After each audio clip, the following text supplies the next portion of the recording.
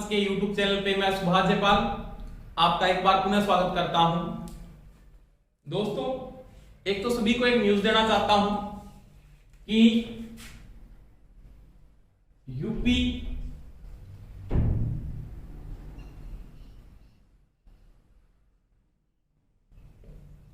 यूपीआरवीयूएनएल में जो वैकेंसी आई थी उसका एडमिट कार्ड जारी कर दिए गए हैं। यानी यूपी में उत्पादन के अंदर जो वैकेंसी आई थी उसके एडमिट कार्ड जारी कर दिए गए हैं। और दूसरी एनएफसी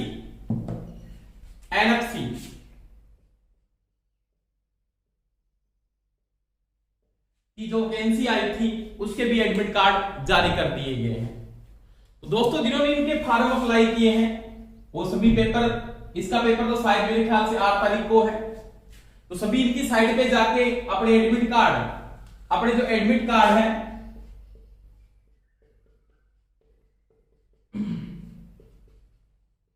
डाउनलोड कर लें। तो एनएफसी का तो बहुत लड़कों कम बच्चों ने फॉर्म भरा होगा मेरे ख्याल से। तो सभी आप इनकी साइट पे जाके आप एडमिट कार्ड अपने डाउनलोड कर लें। और जो परीक्षा की तैयारी कर रहे हैं वो बच्चे पेपर जरूर दे के आए। यूपीआरवीयूएनएल का और एनएफसी का पेपर आप जरूर दे के आए। तो दोस्तों, अपना जो टॉपिक चल रहा था वो चुंबक के बारे में टॉपिक चल रहा था। इसके बारे में चल रहा था, चुंबक यानी मैग्नेट के बारे में पढ़े क्या कर रहे थे दोस्तों, बात कर रहे थे। और आज का जो अपना टॉपिक रहने वाला है उसमें पढ़ेंगे चुंबकीय पदार्थों का वर्गीकरण।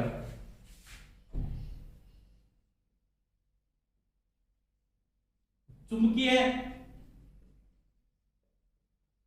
पदार्थों का वर्गीकरण यानी जो चुंबकीय पदार्थ मेरे पास है उनको कितने भागों में बांटा गया है और किसने किया था। तो पहली बात दोस्तों, मैं यहां पे बात करता हूं कि चुंबकीय पदार्थों का जो वर्गीकरण किया था ना वो फेराडे ने किया था। माइकल फेराडे के द्वारा किया गया था।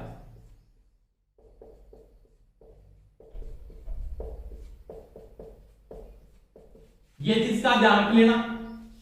ये चुंबकीय पदार्थों का जो वर्गीकरण किया था वो किसने किया था, वो किया था माइकल फेराडे ने किया था, जिन्होंने चुंबकीय पदार्थों को 3 भागों में क्या किया था दोस्तों, बांटा था। जिसे अपनी बात करेंगे लोह चुंबकीय पदार्थ, अनुचुंबकीय पदार्थ और किसके बारे में बात करेंगे, तत्व चुंबकीय पदार्थ। यानी चुंबकीय पदार्थों का जो वर्गीकरण किया गया है वो किसके द्वारा किया गया, माइकल फेराडे के द्वारा दोस्तों किया गया है। अब ये चुंबकीय पदार्थ में कौन कौन से चुंबकीय पदार्थ आप यहाँ पे यूज करते हो, तो उनकी मैं दोस्तों बात करूंगा क्रम से। आप साथ साथ में समझते जाना, तीनों की डिटेल से तीनों के साथ कंपैरिजन में पढ़ते जाएंगे, कोई समस्या नहीं आएगी, आराम से पढ़ेंगे देखेंगे। तो पहली बात मैं यहाँ पे करता हूं कि चुंबकीय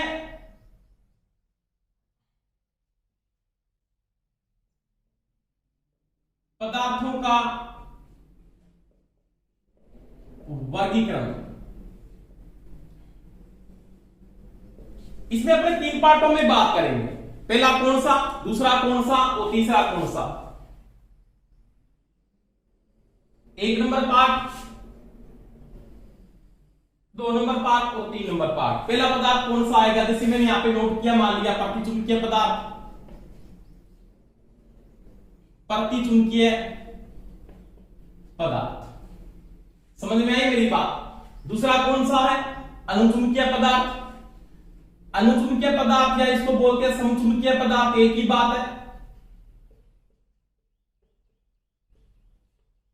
और तीसरा कौन सा आता है दोस्तों, वो आता है लोह चुंबकीय पदार्थ।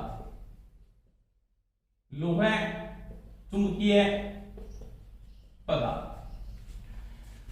इसको क्या बोलते हैं, इसको बोलते हैं फेरामैग्नेटिक मटेरियल, फेरा। और ये कौन सा है, तो ये है पेरा। और ये कौन सा है, तो ये दोस्तों कौन सा है, ये है डाया मैग्नेटिक मटेरियल। यानी चुंबकीय पदार्थों को माइकल फेराडे ने 3 भागों में बांटा है। कौन कौन से हैं, पेरा, फेरा और डाया। यानी फेरा, पेरा और डाया 3 पदार्थों में बांटा गया है। इन चुंबकीय पदार्थों को माइकल फाराडे के अनुसार 3 भागों में बांटा गया है। और वो कौन कौन से पदार्थ है उनकी दोस्तों अपने क्या करेंगे, बात करेंगे कि कौन सा पदार्थ किसकी श्रेणी में आता है, उनकी दोस्तों अपने क्या करेंगे, बात करेंगे। अब देखो, इसके साथ मैं सभी को कंपैरिजन करूंगा। ये तो लगभग इसके बिल्कुल क्या है, सेम है, परंतु इसमें क्या होगा, तीव्र होगा और इसमें क्या होगा, निम्न होगा। कोई भी चीज की अगर अपने बात करेंगे तो इसमें हाई होगा, इसमें क्या होगा, लो होगा। तो ये क्या कहता है, 1 नंबर में बात करता हूं यहां पे परिभाषा की।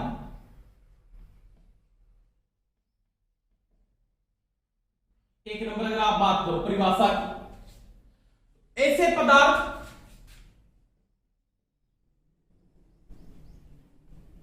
पदार्थ जिन्हें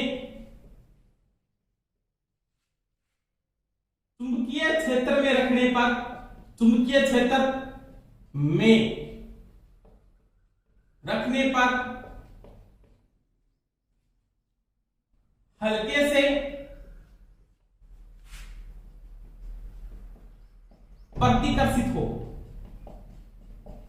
हल्के प्रतिकर्षित हो, कौन से पदार्थ कहलाते हैं, प्रतिचुंबकीय पदार्थ कहलाते हैं। कौन से कहलाते हैं, प्रतिचुंबकीय पदार्थ। यानी किसी भी चुंबकीय क्षेत्र में अगर आप इन पदार्थों को रखते हो तो ये हल्के से क्या होते हैं दोस्तों, प्रतिकर्षित हो जाते हैं, दूर धकेले जाते हैं हल्के से। और ये क्या होते हैं, देखो इसके अनुसार अगर मैं इनको चुंबकीय क्षेत्र के अंदर रखता हूं, अगर मैं इसको चुंबकीय क्षेत्र के अंदर रखता हूं तो ये क्या होते हैं, हल्के से ये हल्के आकर्षित होते हैं। समझ में आई मेरी बात। ये चुंबकीय क्षेत्र पे रखने पे ये तो क्या होंगे, हल्के आकर्षित होंगे और ये हल्के क्या होंगे, प्रतिकर्षित होंगे।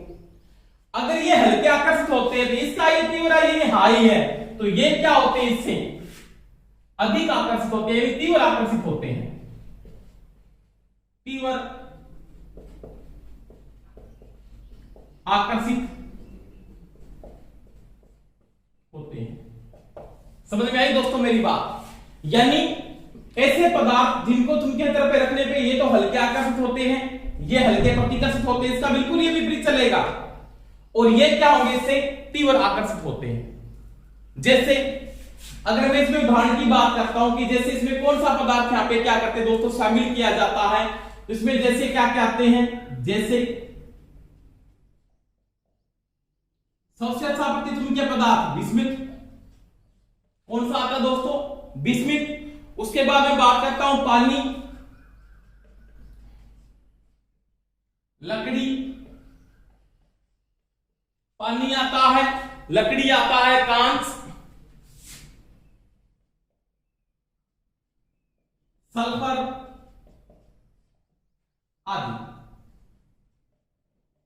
ये दोस्तों आपके क्या है, प्रतिचुंबकीय पदार्थ की श्रेणी में क्या होते हैं, शामिल होते हैं। कौन कौन से पदार्थ, विस्मित सबसे अच्छा प्रतिचुंबकीय पदार्थ है, पानी, लकड़ी, सल्फर, कागज आदि।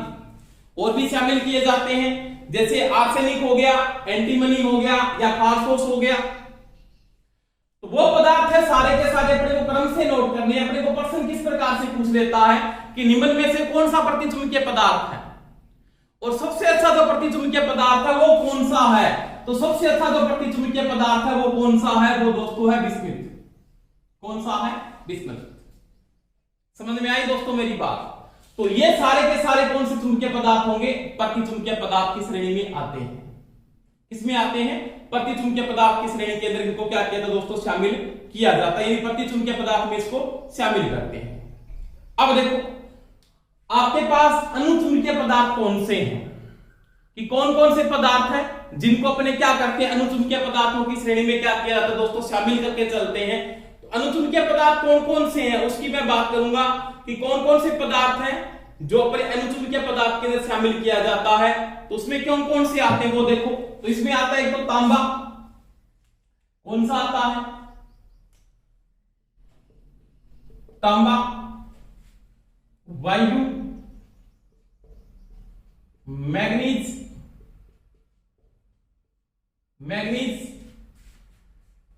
तांबा, वायु, मैग्नीज आदि। इसके अंदर क्या होते हैं दोस्तों, शामिल किए जाते हैं, यानी तांबा, वायु और मैग्नीज। अब इसमें कौन से आते हैं, तो जैसे इसमें कौन कौन से शामिल करते हैं, इसमें कौन कौन से आते हैं वो देखो। इसमें आता है निकिल, कोबाल्ट, डलवा लोहा,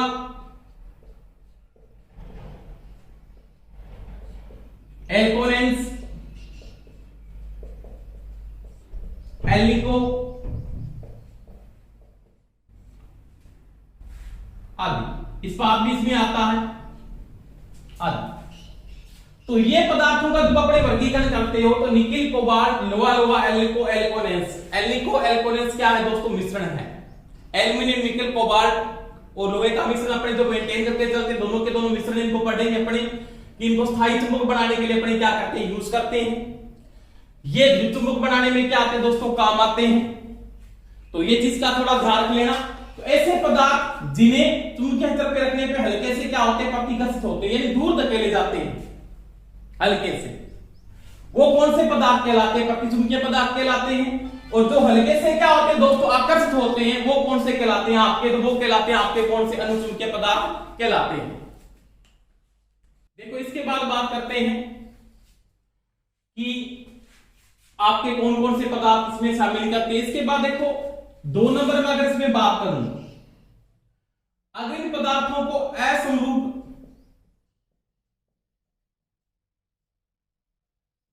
चुंबकीय क्षेत्र में रखने पर इनका क्या व्यवहार है, यानी किसी चुंबकीय क्षेत्र में, असमरूप चुंबकीय क्षेत्र में आपने इसको रख दिया, उनका क्या व्यवहार होगा, किस प्रकार से व्यवहार करते हैं उसकी मैं बात करूंगा। इन असमरूप चुंबकीय क्षेत्र में अगर इनको रखते हो तो इनका कैसा व्यवहार है, तो उसकी दोस्तों अपने क्या करेंगे, बात करेंगे। तो प्रतिचुंबकीय पदार्थों को जब असमरूप क्षेत्र में रखा जाता है, प्रतिचुंबकीय पदार्थों को असमरूप क्षेत्र में रखने पर, जब इनको असमरूप क्षेत्र में रखते हैं तो ये क्या करते हैं, इनका जो क्षेत्र है वो हाई से किसकी ओर, लो की ओर जाते हैं, या लोए से हाई की ओर जाते हैं। उसकी मैं दोस्तों क्या करता हूं, बात करता हूं। यानी ये लो से हाई की ओर जाएंगे या हाई से किसकी ओर जाएंगे, लो की ओर जाएंगे। तो ये क्या होते हैं, उच्च तीव्रता से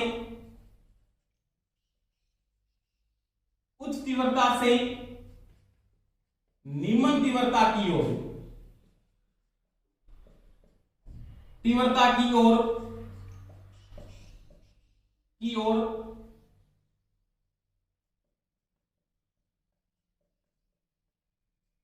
विस्थापित होते हैं। समझ में आई मेरी बात? यानी जो रिपल्सन का बल लगता है ना, प्रतिकर्षण का जो बल लगता है, वो हाई से किसकी ओर आएंगे, लो की ओर, यानी उच्च तीव्रता से निम्न तीव्रता की ओर ये विस्थापित होते हैं। अगर मैं इनको असमरूप क्षेत्र में रखता हूं, किन पदार्थों को, प्रतिचुंबकीय पदार्थों को, इस बिंदु को रख दिया मैंने, तो वो क्या होगा, उस तीव्रता से किसकी ओर जाएगा, निम्न तीव्रता की ओर। और ये कैसे जाता है, इसकी देखो बात, इसका बिल्कुल विपरीत। अगर इनको मैं असमरूप क्षेत्र में रखता हूं तो ये किसकी ओर जाता है, तो ये क्या होते हैं, निम्न तीव्रता से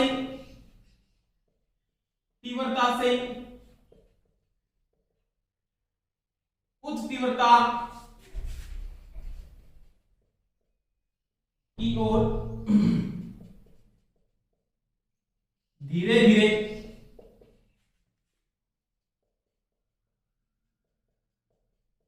विस्थापित होते हैं।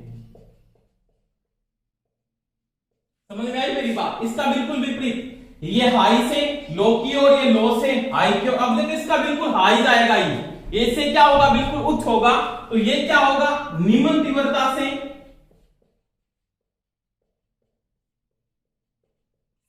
यानी क्या कहना चाहता है, अनुचुंबकीय पदार्थों को जब असमान चुंबकीय क्षेत्र में रखते हैं, असमान चुंबकीय क्षेत्र में जब रखते हैं तो ये निम्न तीव्रता से उस तीव्रता की ओर धीरे धीरे विस्थापित होते हैं, और ये निम्न तीव्रता से उस तीव्रता की ओर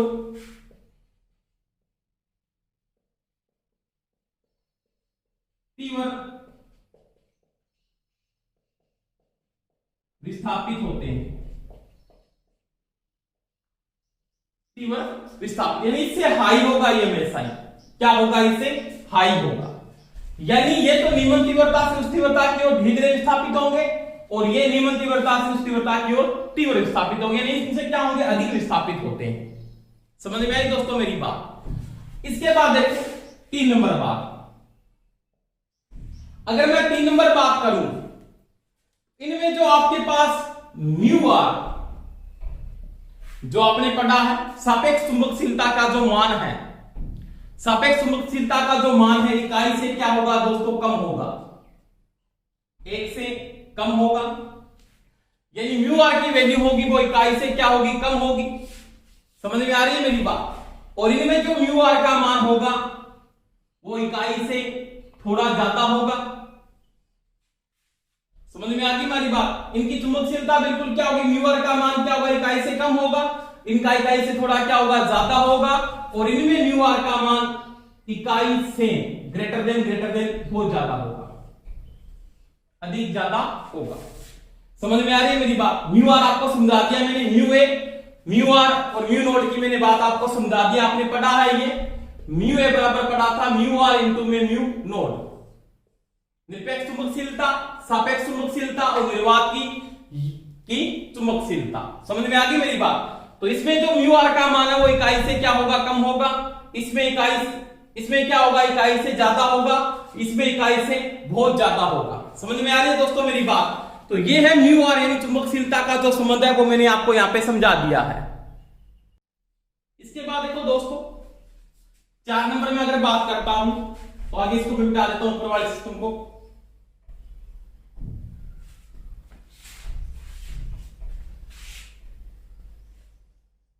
साफ में नोट करते जाए।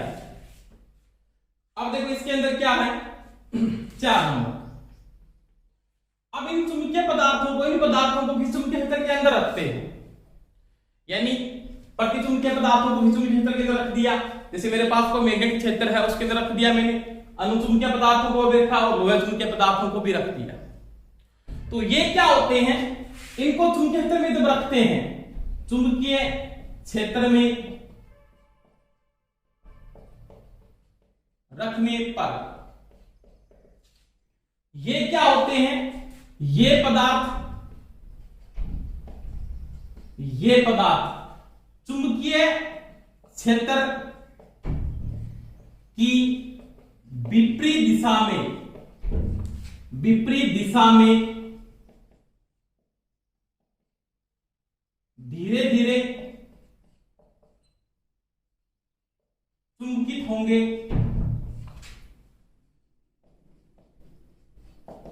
समझ में आ गई मेरी बात। यानी जो चुंबकीय क्षेत्र है उसकी विपरीत दिशा में धीरे धीरे क्या होंगे, चुंबकित होंगे। और ये पदार्थ 2 नंबर वाले, ये चुंबकीय क्षेत्र की दिशा में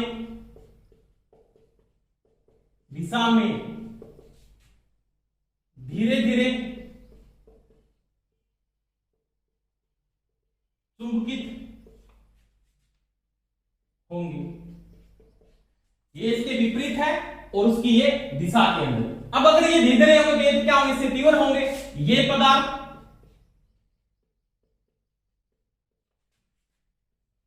चुंबकीय क्षेत्र की दिशा में तीव्र चुंबकित होंगे।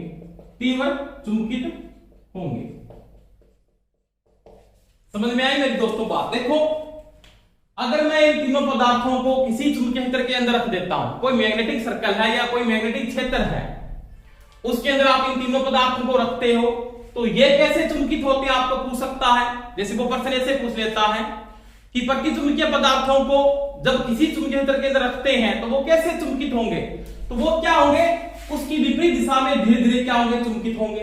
अगर अनुचुंबकीय पदार्थ है तो उसकी दिशा के अंदर ही क्या होंगे, धीरे धीरे चुंबकित होंगे। अगर वो लहर चुंबकीय पदार्थ है तो ये पदार्थ चुंबकीय क्षेत्र की दिशा में तीव्र से क्या होंगे, चुंबकित होंगे। समझ में आ रही है दोस्तों मेरी बात। तो ये मैंने किसकी बात की, ये आपने किसकी बात की कि चुंबकीय क्षेत्र में जब किसी पदार्थ को रखते हो तो वो किस प्रकार से चुंबकित होते हैं। इसके बाद बात करते हैं 5 नंबर।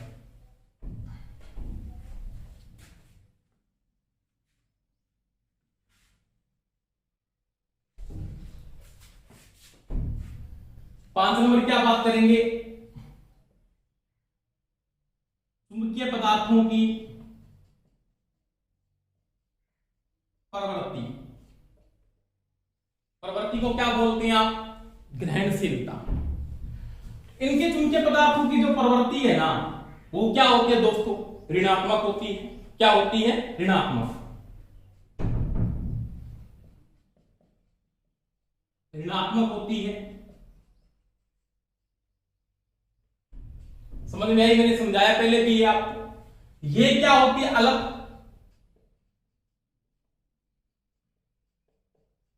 धनात्मक होती है और ये अधिक धनात्मक होती है। अधिक धनात्मक होती है।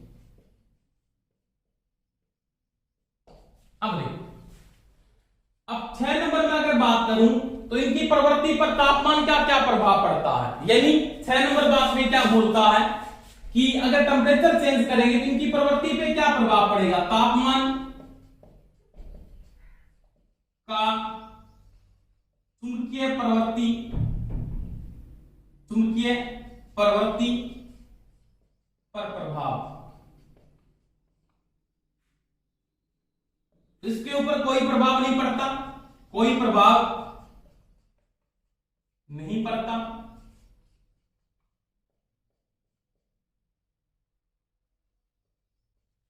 इसके ऊपर कोई प्रभाव नहीं पड़ता। अब देखो यहां पे इसके ऊपर प्रभाव पड़ता है और वो क्या होती है, प्रवृत्ति। जैसे मैं इसको एक्शन से लिख रहा हूं, प्रवृत्ति के क्या होता है, तापमान के विलोमानुपाती है। क्या है, तापमान के विलोमानुपाती। इसमें क्या है, तो इसकी जो प्रवृत्ति है वो दोनों के तापमान के डिफरेंशियल T माइनस में क्या होगा, TC के डिफरेंस के क्या होता है, विलोमानुपाती होता है। क्या होता है, विलोमानुपाती। तो ये इसके विलोमानुपाती है, टेम्परेचर के अंतर यानी तापमान अंतर के क्या है, विलोमानुपाती। ये तो क्या है, विलोमानुपाती।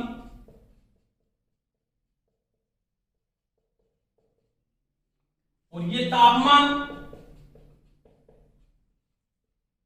अंतर के विलोमानुपाती। तापमान अंतर के विलोमानुपाती।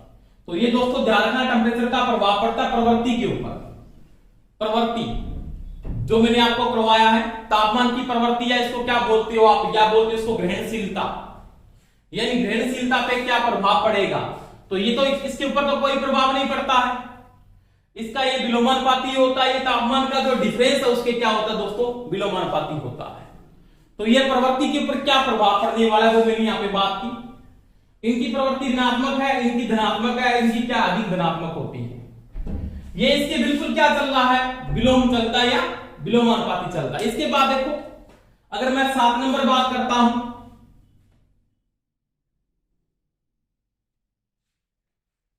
साथ साथ में नोट करते जाना। इन्हीं से क्वेश्चन आएंगे, कोई समस्या है तो बता सकते हो आप मेरे को। अब देखो 7 नंबर में, अगर मैं इन पदार्थों को किसी चुंबकीय क्षेत्र के अंदर रख देता हूं, जैसे ये मैग्नेट है मेरे पास N, और ये क्या है S। इसके 2 पोल हैं, एक तो N ध्रुव है और एक कौन सा है, S है। यानी एक N पोल बना हुआ है, एक कौन सा पोल आपका S पोल है। उसके बीच में मैं इसका पदार्थ रख देता हूं, जैसे मैंने इसको रख दिया, इसको रख दिया, बिस्किट का टुकड़ा रख दिया, प्रतिचुंबकीय पदार्थ का टुकड़ा रख दिया यहां। समझ में आ गई बात। और एक मैंने क्या किया, इसी पदार्थ को यूज किया। तो ये जब मैं पदार्थ रखता हूं, यानी चुंबकीय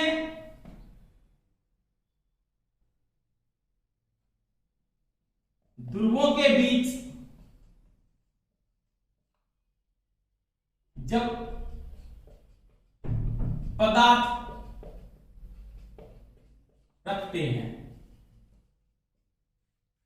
तो ये क्या होते हैं, ये तो ऊर्ध्वाधर, यानी तो प्रतिचुंबकीय पदार्थ है ना, ये तो इनके ऊर्ध्वाधर विस्थापित हो जाते हैं, यानी ऊर्ध्वाधर विस्थापित हो जाते हैं,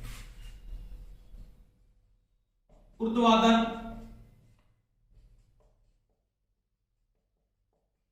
विस्थापित होंगे। यही टुकड़ा मैंने यहां पे जिसका रखा प्रतिचुंबकीय पदार्थ का रखा, और यहां पे मैं इसके बाद अगर बात करता हूं, मैं इसके अंदर टुकड़ा कौन सा रख देता हूं, ये मैंने चुंबकीय लिए 2 पोल लिए, एन पोल है और एक कौन सा है, एस पोल है। तो ये कैसे विस्थापित होगा, ये ऐसे विस्थापित हो जाता है। ये आपकी चुंबकीय बलरेखाएं ऐसे चलेगी इनके अंदर से, ये चुंबकीय बलरेखाएं चल रही है, और वो कैसे चल रही है, बिल्कुल सीधी चल रही है। इसको मैंने अगर ऐसे रखा, अब यहां पे तो क्या हुआ था कि ये बलरेखाएं आपकी कैसे आ रही है, अंदर कैसे जाएगी, बाहर एन से एस की, और अंदर क्या चल रही है, एस से एन की, तो एस चली जाएगी, ऐसे जाएगी।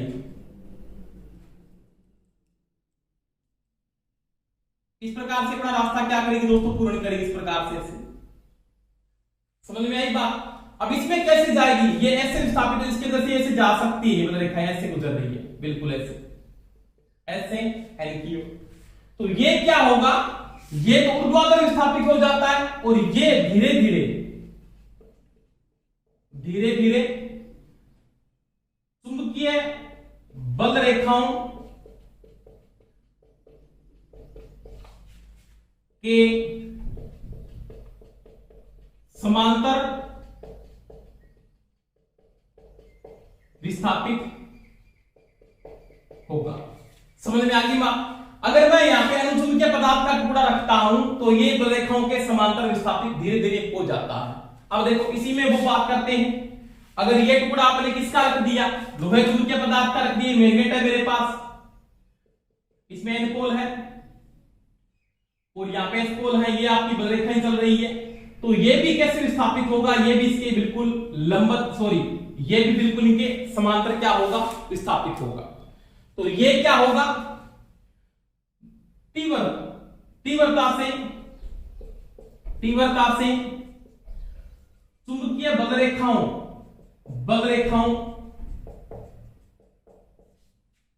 के समांतर विस्थापित होगा। यानी ये तो अगर मैं यहां पे नॉर्मल बात करता हूं, आपके पास कोई भी मैग्नेट के 2 पोल है, यानी एन पोल और एस पोल है, इसके बीच में अगर आप विस्मित का टुकड़ा रखते हो, तो वो क्या होगा, इसके ऊर्ध्वाधर क्या होगा, चुंबकीय बलरेखाएं है ना आपके पास, चुंबकीय रेखाओं के ऊर्ध्वाधर विस्थापित हो जाएगा। ये धीरे धीरे क्या होगा, समांतर विस्थापित होगा। ये तीव्रता से बलरेखाओं के क्या होगा, समांतर विस्थापित हो जाता है। तो ये दोस्तों अपने को ध्यान रखना है 6 नंबर टॉपिक के अंदर। किस प्रकार से पूछ सकता है, वो अपने को प्रश्न ऐसे पूछ लेता है कि अगर 2 पोलों के बीच में अगर प्रतिचुंबकीय पदार्थ को रख दें तो उसका क्या व्यवहार होगा, तो वो ऊर्ध्वाधर धीरे धीरे क्या होगा, ऊर्ध्वाधर विस्थापित होगा। अगर अनुचुंबकीय पदार्थ है तो वो धीरे धीरे क्या होगा, बलरेखाओं के समांतर विस्थापित होगा। अगर वो लोहे चुंबकीय पदार्थ है, वो तीव्रता से क्या होगा, उसके समांतर विस्थापित हो जाता है। तो ये दोस्तों मैंने किसकी बात की कि चुंबकीय जो पोल है उनके बीच में अगर चुंबकीय पदार्थों को रखते हो तो वो किस प्रकार से विस्थापित होते हैं। इसके बाद देखो 8 नंबर अगर मैं बात करता हूं यहां पे, तो ये क्या है, ये चुंबकीय पदार्थों को क्या कर रहे हैं, प्रतिकर्षित करते हैं। क्या करते हैं, प्रतिकर्षित। तो मैंने कहा इनकी चुंबकशीलता का मान क्या होता है, ऋणात्मक होता है या बिल्कुल क्या होता है, निम्न होता है। जो मैंने लिखा दिया आपको, वैसे तो इनकी चुंबकशीलता का मान धनात्मक होता है, परंतु क्या होता है, अलग होता है। और इनकी चुंबकशीलता का मान बहुत उच्च होता है। समझ में आ गई दोस्तों बात। 50 से आपके पास 2000 के बीच में इनकी चुंबकशीलता पाई जाती है। किन पदार्थों की, लोहे चुंबकीय पदार्थों। तो ये चुंबकीय पदार्थ है ना, ये जो पदार्थ है ये स्थायी चुंबक बनाने के लिए उपयोग होते हैं। स्थायी चुंबक बनाने में, परमानेंट मैग्नेट बनाने के लिए इनका उपयोग किया जाता है। और इनका उपयोग अस्थायी चुंबक बनाने में करते हैं। अस्थायी चुंबक बनाने में इनका उपयोग किया जाता है, इनका उपयोग अपने मैग्नेट बनाने में नहीं करते। समझ में आई दोस्तों मेरी बात। तो ये था दोस्तों चुंबकीय पदार्थों का वर्गीकरण, जो किसके आधार पे किया गया था? माइकल फेराडे ने किया था। किसने किया था दोस्तों? माइकल फेराडे ने किया था। तो ये आपने पढ़ा चुंबकीय पदार्थों का वर्गीकरण। आप सभी टॉपिक वाइज इनको नोट कर लें, और कोई समस्या आ रही है तो मेरे को कमेंट करके दोस्तों आप बता सकते हो, सर हमारे ये समस्या आ रही है। और सभी जो क्लास देख के सभी लाइक जरूर किया करो, और ज्यादा से ज्यादा शेयर भी किया करो, और बेल आइकन को पुश कर लो, तब आपको क्लास का रोजाना नोटिफिकेशन मिल पाएगा। धन्यवाद दोस्तों, बेस्ट ऑफ लक, जय हिंद, थैंक यू।